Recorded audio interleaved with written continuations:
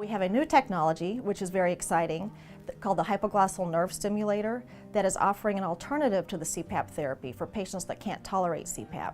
Well, if you've tried the machine and have difficulty with compliance or tolerating the machine, some people go through many masks and can't find the right mask to make a seal for the air to be delivered correctly. Those are people that would benefit greatly from this device. We have 3-year data now following patients that have had the implant, and 90% of patients are still using the implant 3 years later.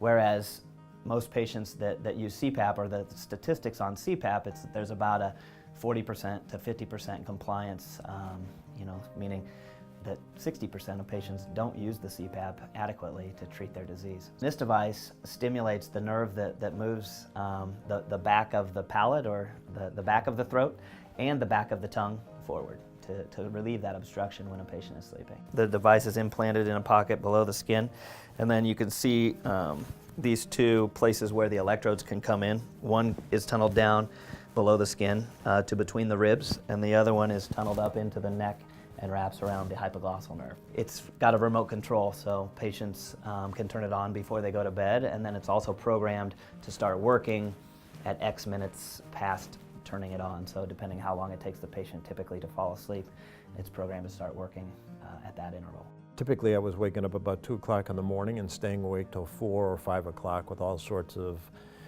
problems or just bizarre things to think about while you're laying there with nothing to do. It was getting really, really bad, and I said, I don't know what else to do, and I'm going to give the CPAP one more chance.